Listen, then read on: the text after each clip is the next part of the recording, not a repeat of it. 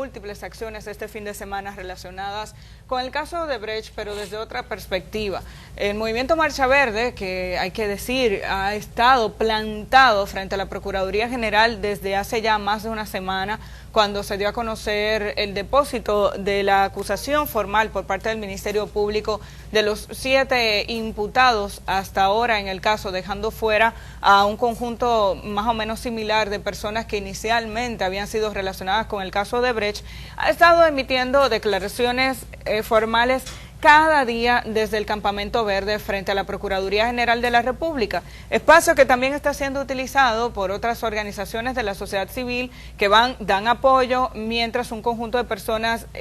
pernocta en este campamento que tiene ya, como dije, más de una semana. Un documento que dio a conocer ayer el Movimiento Marcha Verde ha impactado y se coloca en la primera plana de todos los medios de comunicación, y es la reflexión que hace el movimiento sobre las razones, o le pide al Procurador General de la República que explique por qué personas que aparecerán como testigos en este proceso no están en este momento imputadas en el caso de Odebrecht. Y nos referimos a familiares de algunos de los imputados, como el caso de Víctor Díaz Rúa. Se menciona al yerno de Víctor Díaz Rúa como un posible testaferro del exministro de Obras Públicas, quien supuestamente habría recibido una cantidad importante de dinero para tratar de enmascararlo, disfrazarlo de los bienes o de los recursos que supuestamente obtuvo Víctor Díaz Rúa de manera ilegal a través de sus relaciones corruptas con Odebrecht, según lo que dice el Ministerio Público. Marcha Verde dice, pero ¿por qué no están allí? ¿Por qué no aparecen como imputados? También se hace la pregunta de lo que ocurre con familiares de Ángel Rondón, que son citados también como parte del proceso a través del mecanismo de testigos o personas que servirían como soporte, pero no se les ha incluido. De igual forma, el movimiento dice, falta gente. ¿Por qué excluyeron a Temístocles Montaz? ¿Por qué no está imputado el actual ministro de Obras Públicas si, por ejemplo, la carretera del Este se construyó a partir de esta administración y hubo un enlace entre un ministro de Obras Públicas y el otro en lo que tiene que ver con la ejecución de las obras y adendas que hizo Odebrecht posteriores a la entrada del gobierno de Danilo Medina al poder? De igual forma se pregunta qué pasa y por qué no han sido llamados ni siquiera para interrogarles los expresidentes Hipólito Mejía y Leonel Fernández, así como el actual presidente de la República, Danilo Medina, cuando la práctica en muchos otros países ha sido el que se ha revelado que a través de Odebrecht se beneficiaron muchos presidentes y aspirantes a la presidencia de varios países cuyas campañas resultaron financiadas por esta empresa a partir de lo que de un acuerdo que luego les garantizaría todos esos contratos que Odebrecht obtuvo en cada uno de los países de Latinoamérica. Y parecería que aquí el Ministerio Público entiende que Odebrecht operó de una forma distinta. Tú tienes cerca de 10 ejemplos en otras naciones latinoamericanas de cómo operaba, y en el país donde Odebrecht trasladó su departamento de operaciones estructuradas, entonces operó distinto, lo hizo diferente. Es importante este llamado que hace Marcha Verde porque llama la atención que el Ministerio Público cite personas que supuestamente tienen cuentas a su nombre relacionadas con los imputados, ahora en el caso, y que no aparezcan como sometidos a la justicia en igualdad de condiciones o bajo los cargos que les tocarían, ¿no? Así es, otras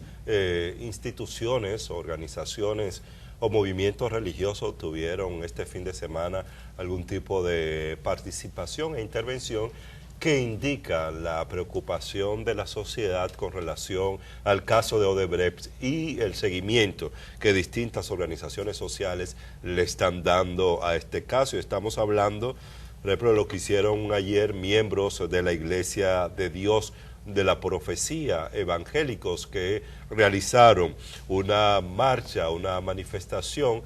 celebrando su 74ª convención. Y en este tema, el tema central de esta marcha estuvo dedicado precisamente al tema de la corrupción de la lucha contra la corrupción, entre otros temas vinculados a la violencia, a los delitos que se cometen en el país. Pero es importante la llamada de atención que hacen los evangélicos respecto a este tema. E indica que, como decía al principio, es un tema de preocupación de múltiples sectores. En esta marcha, los evangélicos, miles de evangélicos que se manifestaron el día de ayer por distintas calles de la ciudad de Santo Domingo, llamaron al gobierno y al Poder Judicial a cumplir con la ley y con la Constitución de la República Dominicana, y que todos aquellos que tengan algún tipo de acusación en materia de corrupción, pues que la justicia lo investigue, y aquellos producto de la investigación a los que se le establezca algún tipo de responsabilidades, pues que sean debidamente sancionados. Esto es que la justicia impere, y que sobre todo que la justicia se aplique sin privilegio alguno, sin tener en cuenta el partido o el cargo político que tenga determinado acusado. Tiene la justicia que imperar y que operar frente a este tipo de acusaciones tan graves que están afectando tanto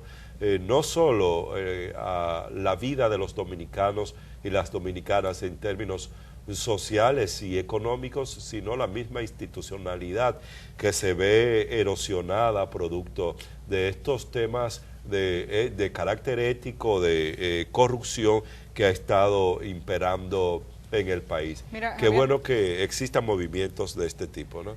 Quería llamar la atención precisamente sobre la cantidad de personas que participaron en esta marcha y el hecho de que una institución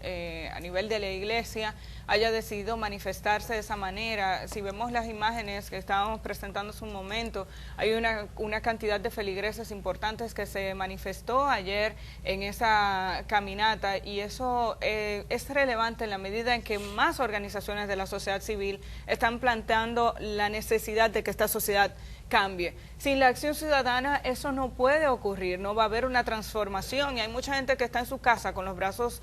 cruzados diciendo, bueno, pero es que aquí nadie hace nada, o acusando a los que hacen algo de que o son de la oposición o que pertenecen a una organización política, y tú le preguntas, ¿pero tú estás de acuerdo con la corrupción? No. ¿Tú estás de acuerdo con que, o tú entiendes que hay corrupción en el país? No, aquí solo están robando todo. Entonces, ¿qué tú estás haciendo? No, nada, bueno, es verdad. Entonces, esa inacción de la sociedad dominicana es la que nos ha llevado al lugar en el que nos encontramos al día de hoy, con un conjunto de encartados que incluso se sienten con la confianza de creer que se van a salir con la suya, porque tradicionalmente los casos de corrupción en el país son evadidos en la justicia. Entonces, que haya un conjunto de personas frente a la Procuraduría General de la República, plantada ahí ese grupo de personas exigiendo que haya un cambio con propuestas concretas y con solicitudes concretas, o que a través de un movimiento de la iglesia se le diga a los feligreses, oye, ustedes tienen que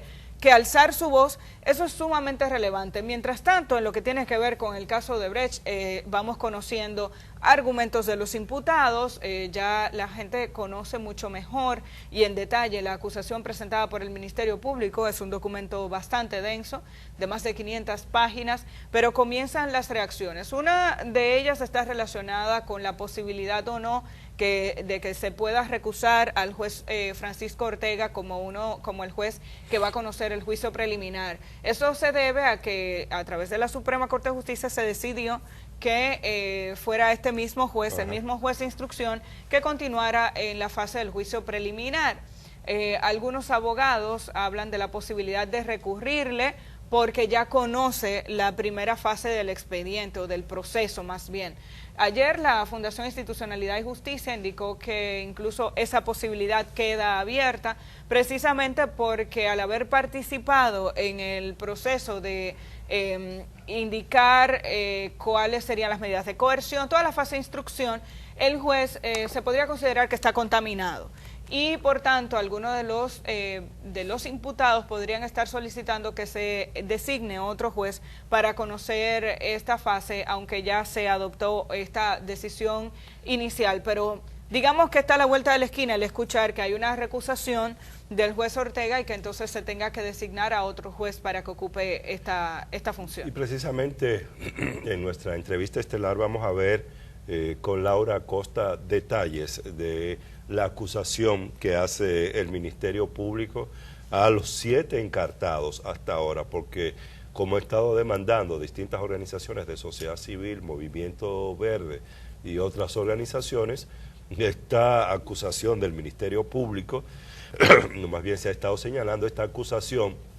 del Ministerio Público se centra única y exclusivamente en el tema de los sobornos, tal y como ya se indicaba, dejando de lado otros aspectos importantes del fraude que se ha cometido durante décadas o más de una década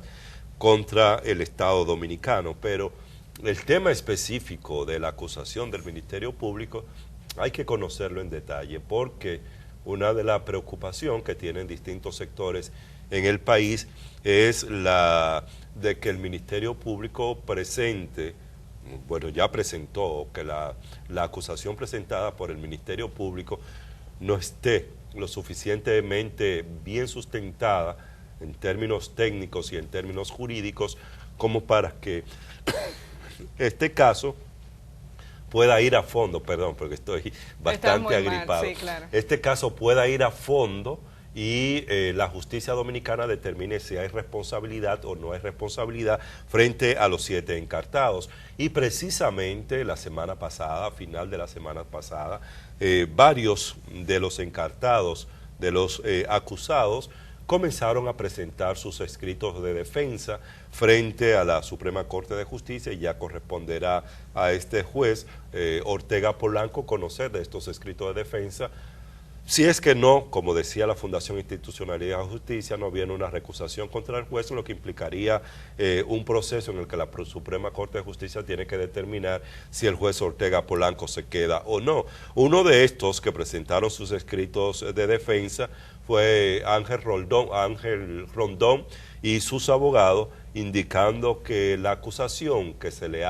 hace el Ministerio Público es débil. Afirmó que es una acusación carente de imputación precisa a cargos y entiende que su defensa va a reforzar los argumentos de su inocencia citando a una serie de testigos. Y ya Ángel Rondón habló de 106 testigos que serían citados de distintas índoles, de distintas responsabilidades a nivel de cargos públicos o de partidos políticos. No puede citar todo, pero ahí está, por ejemplo, Juan Temístocles Montaz, citado como testigo, exministro de Industria y Comercio.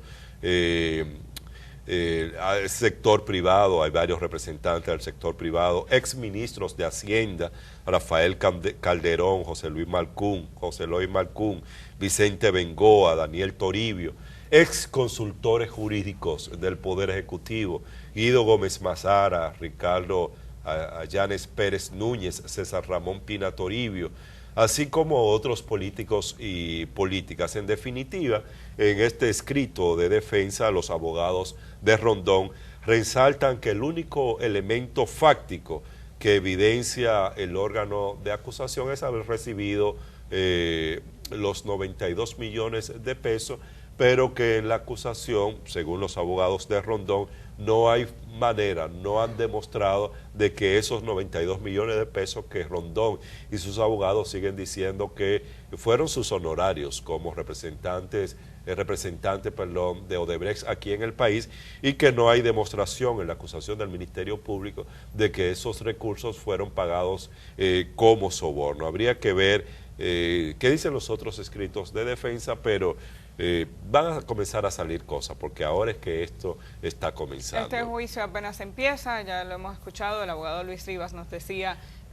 esto puede durar 4 años, y este país tiene que estar pendiente, tiene que estar atento, firme en su decisión de entender que en este caso no puede haber impunidad. Obviamente los abogados de Rondón van a buscar los argumentos que les sirvan para defenderse en la justicia. De eso es que se trata, por eso se va a un tribunal. Ellos alegan que el Ministerio Público no ha podido demostrar el lavado, que habla de la recepción de los recursos, pero no a quien le pagó cuando digamos que lo acusan de ser quien pagó los sobornos, dicen cómo, bajo qué concepto, por qué se entiende que hubo lavado, cuáles son las herramientas, y bueno, Laura Costa nos puede ayudar a ver esos detalles en términos técnicos.